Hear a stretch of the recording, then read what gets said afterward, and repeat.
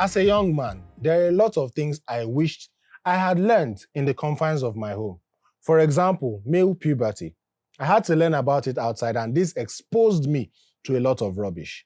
I'm very sure a lot of young men who can relate to stories like this, and this is why it behoves on us to change the narrative in this day and age in a way, especially that pleases God. Today on the show, we'll be discussing raising young boys in modern times with our guest, who is a mother of 3 beautiful boys. When we come back from this short break, we'll be meeting her and going straight into the discussion. In case you don't already know, my name is Chima, and you're on Catholic Faith Forum. Welcome back to the show. I'm Chima, and you're still on Catholic Faith Forum. And today we're talking about raising young boys in modern times. I have with me Mrs. Maryanne Okolo. She is the mother of 3 beautiful boys. I mean, 3 very boisterous boys. If you see them, you will know.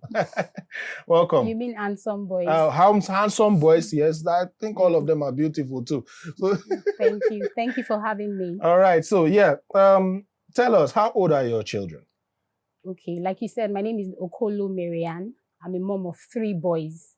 Again, the first one is, I have 3 boys. They are 8, 6, and 2 plus. Your house must be a riot. In a few months, though, that's going to change to 9, 7, and 3 years. All right, congratulations. Thank you. And I know your house must be a riot, really. It's not. Are you serious? A lot of people find it. They often call me and say, "Maryanne, how do you manage this?" But I mean, I think I've gotten used to it. It's not like that. Interesting. You're the perfect person for this show, anyway. Thank you. All right, so tell us how it has been, raising your 3 kids. Okay, could I start with we are talking about boys. Yes.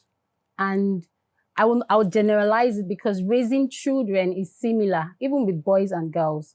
Okay, so it's my own that in my own case, I have only boys, but I think it's a general thing.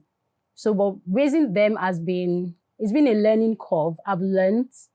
I mean, I think I started with always wondering, how is it supposed to be like this? Am I supposed to do this? Is this how they do? Is this how it's handled? Even from nursing them to, when they became toddlers, and then now that they are quite older, getting to their teens. So I think I've learned, I've infused some things that I've learned into raising them. And it's been a good journey, to be honest. It's been a good journey. I don't think I would even trade, to be honest, I'm not even sure I want a girl. Yeah, it's been a good journey. The boys have been doing well then. All right, so as an adult female, growing up, you must have learned some things about boys that were probably stereotypes or probably wrong or even probably right. So what are some of the things that you had to unlearn and probably relearn from your growing up days? I know that when I was growing up, I was fortunate enough to have an elder brother and a younger brother. So I mean, I was very close to boys. And my brothers are such that have lots of friends around them. So I mean, I think I know how to relate with boys. So if you're talking about how has it been, I would say that you find in boys, you find bullies amongst them. You find the really emotional ones. You find the ones who are egoistic. You find the ones who are, I'll use my second son for an example. Everybody that knows him would say that he's a hugger, he's a lover. So in boys, you have different traits, but generally, I think just as you find them even in girls, you find them in boys as well. You will meet some ladies and you will liken that lady to be, like a guy. So I think they all come with their different characteristics. It's just for you to know them and know how to, manage the qualities in one that is not in another and like that. So that's how it works. Okay, so what do you think about the so-called stereotypes where people talk about you have to raise a boy child in such a manner, have to raise a girl child in such a manner. Do you think the new school of thought, I'm using new school, quotes, well, I would say that if we have to compare raising kids then and raising kids now, if that's what you're talking about, I think generally it's similar. The only thing I find really different now is that we have the insurgence of social media. some of these things happened already before, but now we are seeing them in the fall. That's one. Then secondly, we find that our parents disciplined us much more than, we find most parents doing now. So the stereotype, when I was growing up, my brother used to be the one doing the chores. I mean, we shared chores at home. So it wasn't like it was because I was a girl that I was the one, cooking, or everybody had something to do. And that's why even in my home now, even as small as they are, they all know what they are doing already. So it depends on the parent. If you're a good parent, really, and you expect something of your child that is good, I think you take out some of the good things from what your parents have done, and then you infuse in some new ones to balance out it's different. The age is different. A lot of things are different. Some of the things I'm even talking about that coming to the fore are really different. Like I said, I took out the things from what I'd learned from my parents, basically infusing it into mine. So again, if you're a good parent, some of these things they're not new. They're actually there already. It's just how you balance them with the new age that really matters. So yes. All right. Thank you for that answer. So what do you think about boys, the way boys like to be, the way boys were raised in back then? You mentioned that growing up in your own home, there was a sharing of chores and everything. So some of these methods that were used to raise boys back then were, are being classified now as mistakes and everything. So what are some of those mistakes that you had to leave behind in raising yours? Okay, so when I started, I said, you said, how is it raising then? And I said, it's actually a learning curve. So yes, I think at some points, when I became a mother, I started to think, that I will not beat my children, and then I won't touch them or this and that. I won't discipline them. I'll be very loving. I'll be very kind and all of that. But gosh, Children will be children. Children will always be children. So I would say that I had to balance it out. And to be honest, the way that I treated my first son and the way my last born, I call him my last because I'm not going there again. The way my last born is treated are different, because I had also had to learn and shelf out some things, and relate better with them. One thing I think was not there before, that I think even most parents now want to inculcate into their families, is communicating to the level of your child. Not, I think this is how it's supposed to be, so it just has to be like that. Rather, understand, my son will call me sometimes and tell me, I think the way you're treating the other one is not the way you treat me when I'm not feeling fine. That means that he knows what he's saying. They are very attentive and aware of everything that is going on around them. So obviously, I can't say that I'm going to beat him and say, no, don't say that again. You can't say that to me. No, it doesn't make any sense.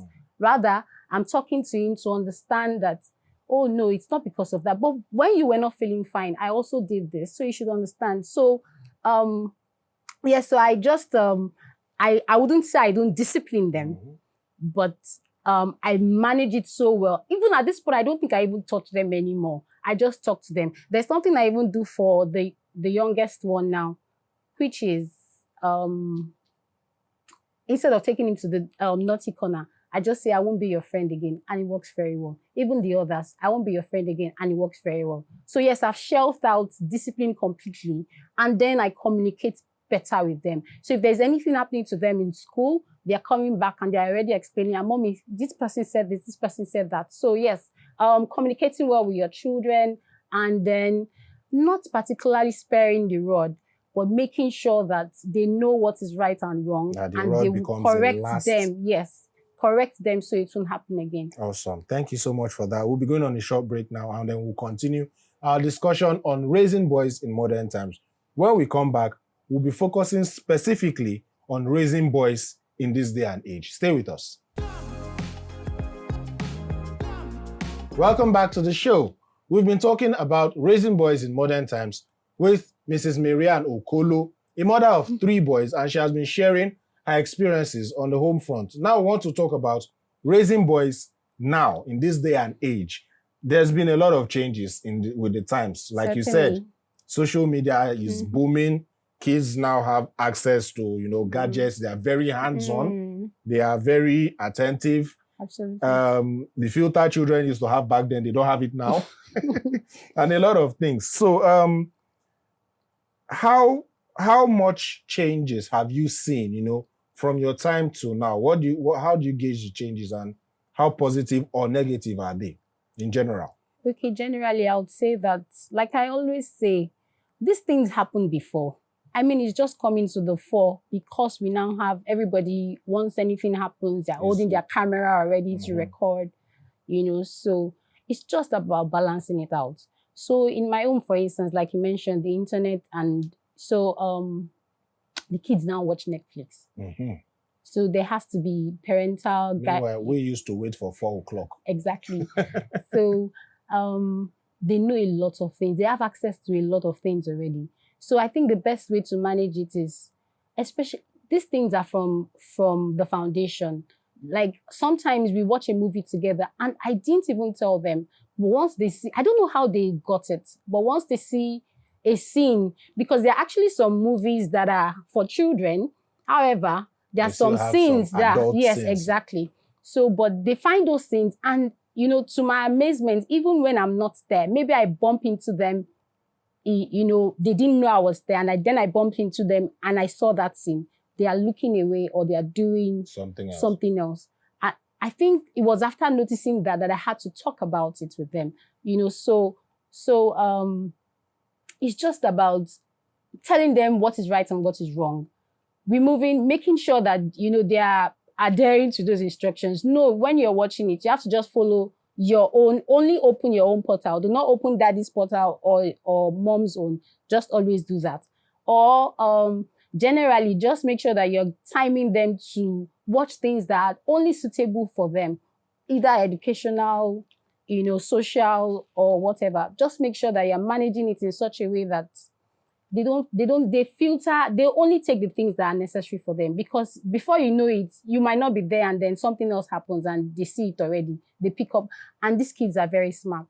Trust me, if anything like that happens, be ready for, questioning already. And it happens and you just have to dissect it already and explain to them that, oh no, this is what happens, but for now, you don't need this. So how exactly do you go about that process of filtration? I think I already have a good relation. Like I said, the way I treated my first, second, and third were different. So I learned. So from when I had my second, I started to communicate better with my children. So if peradventure something happens with them and I find that, I just come and say, but you know that mommy has told you before that this is right and this is wrong. But why is it wrong?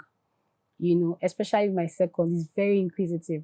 Why is it wrong? I said, okay, well, you might not really understand it now, but to break it down for you, just know that there are some things that adults do that are only good for adults. And when you get to that point, I would explain it better for you. Can you trust me to believe what I'm saying now, that this is the only thing you need for now?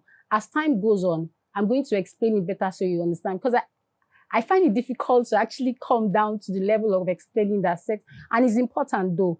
But personally, I find it kind of difficult to be able to explain to them that there are some things that, especially even me, is using vulgar words or words that are not palatable to the ear. Personally, I can't use it for even an adult.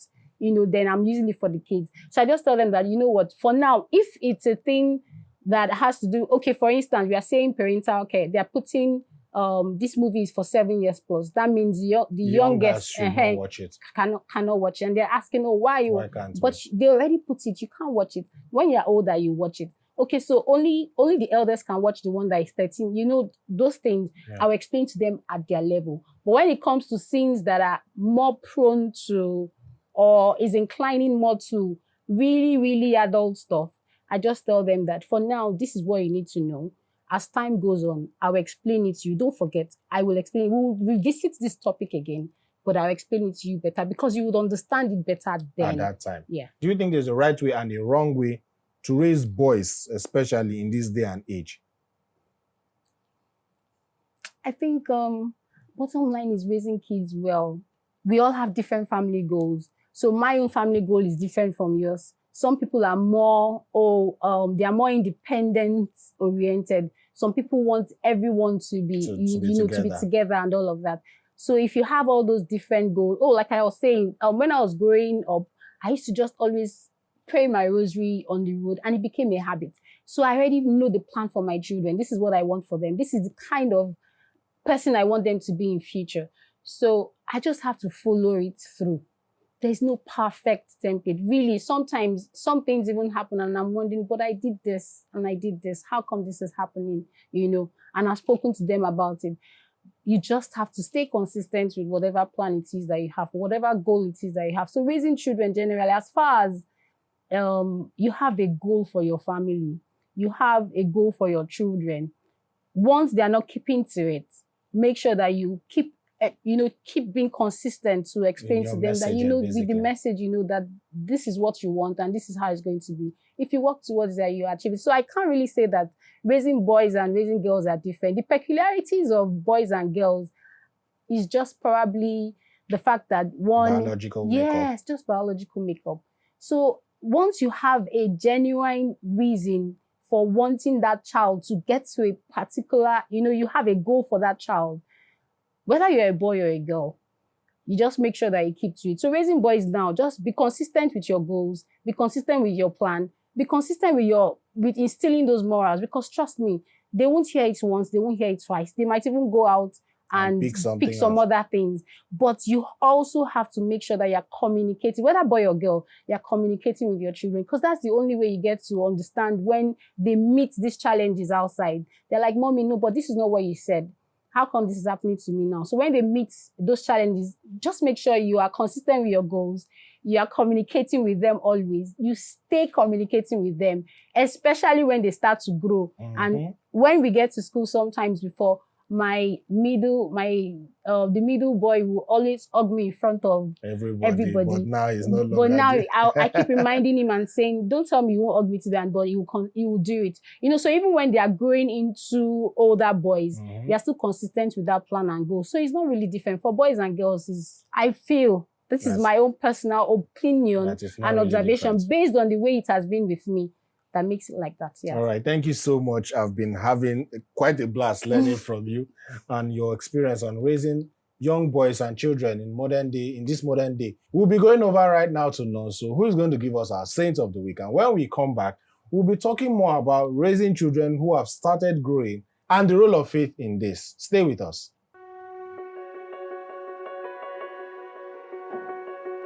Hi, everyone. Today's saint is a man's man, Ignatius of Loyola.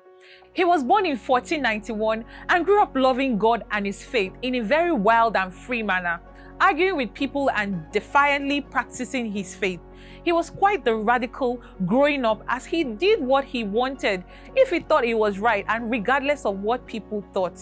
This was because he wanted to grow up to be a great political figure, so he thought exerting his authority would earn him respect and followers. He was born in Nigo, but changed his name to Ignatius for this reason also. He would constantly challenge people to duels when they disagreed with his beliefs and opinions on faith, and was even said to have killed one person in a duel over an argument about Jesus' divinity. Such a radical man, right? He eventually became a fearless soldier for the government and was blessed to always come from battles unscattered. Everyone will be injured or bruised in some way, but not Ignatius. Until 1521, while fighting against the French, he was hit by a cannonball which destroyed his legs. He had to partially amputate one leg to survive. In this recovery period, he read far and wide about the lives of the saints and of Christ, which made him share this radical side to become a more devout person. In 1522, he joined the Benedictines, and the rest, as they say, is history. In his transition from a radical to a quiet, devout man, Ignatius faced depression and feelings of inadequacy, something many men can relate to. He also worked tirelessly for his friends and his new family and helped them form their faith.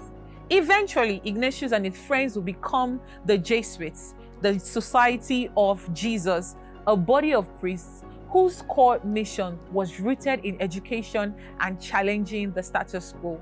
He died at the age of 64 in 1556 and was beatified by Pope Paul V on July 27, 1609, then canonized on March 12, 1622. Let me end with this fun fact. The name Jesuit was a mockery of his work, but his and his friends' immovable nature and devoutness to their work changed the meaning. Now, Jesuit is a legitimate term, so when you as a man feel down, pray to Ignatius of Loyola for your strength to carry on. Thank you so much, Chima. Over to you. Welcome back to the show. We've been talking about raising boys in modern day and age.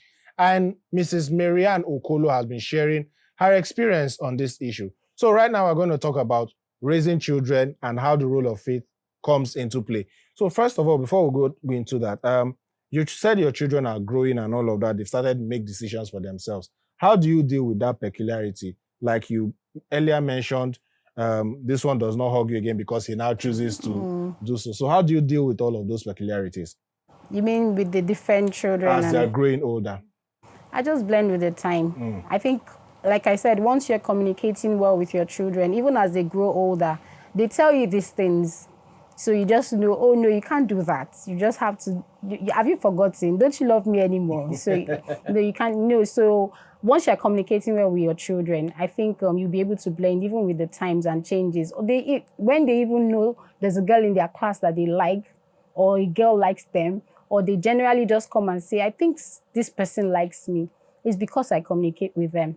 So I'm able to say, no, you know that you shouldn't do this, you shouldn't do that. So I think it's just about talking to them. So even when it happens, I easily just switch it to, you can't do that, you're still my child. You're still a gift to me. You know I love you. You know you can't do that to mommy. Even when you grow old, this is how it will be. Yes. So all right. So what role does faith play in it? I would say that for faith, I'm not perfect. Okay, so what I just do is I try as much as I can. I know the faith based on what I had learned growing up and based on what I know to raise, how to raise my family. So I just try my best to, for instance, make sure that they are going to church. They are praying. My children pray now. They're going to school in the morning. They're praying the rosary. I just try and do the same thing that I had learned, while growing up for them. And so far, I feel like if you're able to do the foundation, the rest, they say, is history, really. Just do it well with the foundation. Every other thing will follow. One thing I've enjoyed the most about our discussion is how you kept relating it to raising kids. Our topic is raising boys, but you kept telling us that I think it's similar.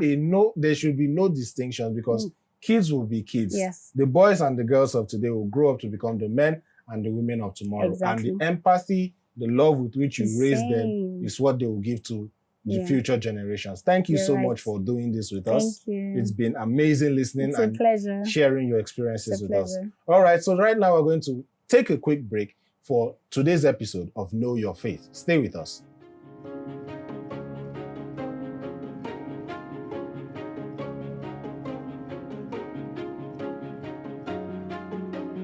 Which of the popes are called the Great and why?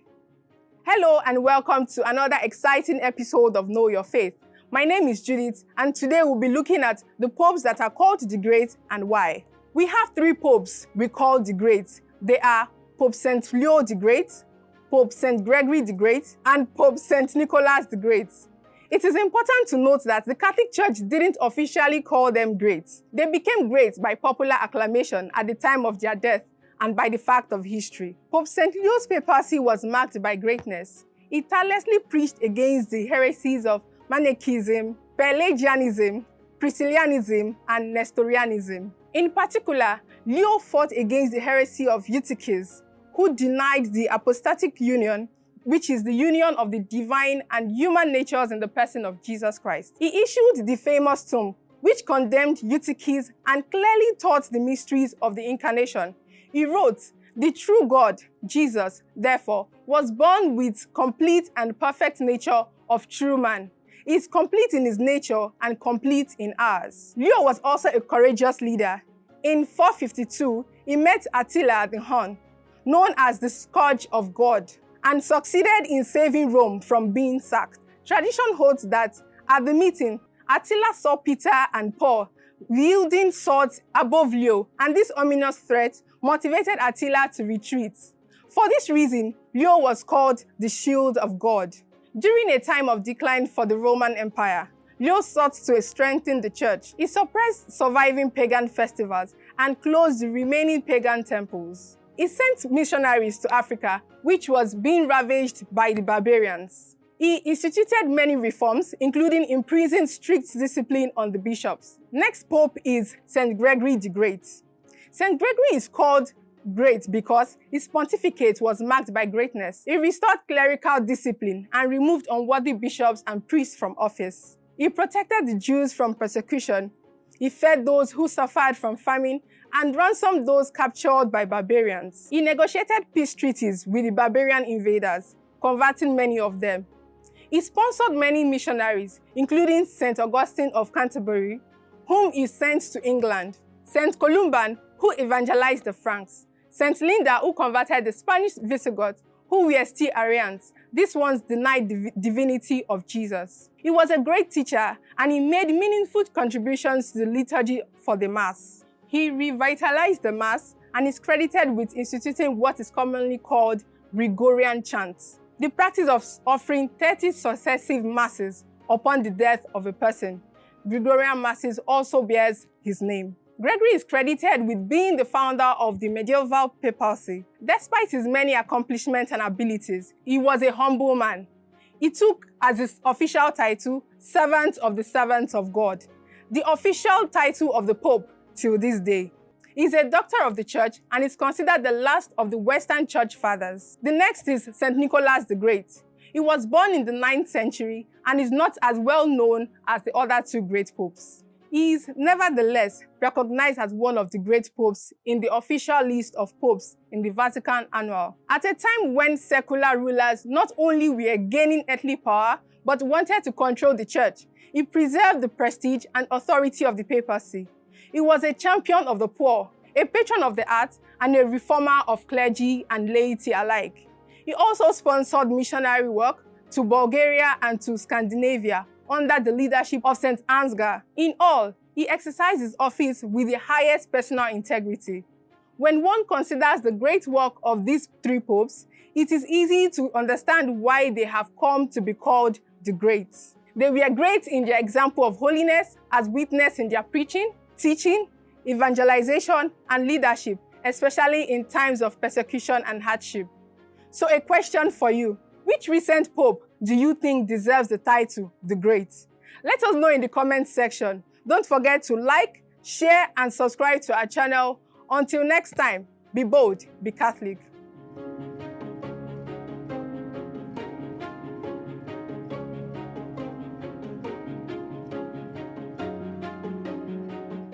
Welcome back. That was Know Your Faith. Thank you to the team for that beautiful one. And I hope that you have learned one or two things from the article of faith that was shared with you. Thank you so much once again for being with us as we discussed raising young boys in modern times with Mrs. Maryanne Okolo. And I hope that you've learned one or two from this. If you missed any part of the show, you can always catch it on our YouTube channel, Dominican Media Presents, where we have many more amazing episodes for your viewing pleasure. If you would like to support us, if you'd like to sponsor us, or you would like to know more about what we do here, you can visit the website showing on your screen, or call the number showing on your screen, or better yet, send an email with what you want to do with us, and we'll be willing and happy to hear from you. Thank you so much once again, Mrs. Maryanne Okolo. Very grateful to have had you here. And until we come your way with another beautiful episode of the show, keep being saints in jeans and shirts.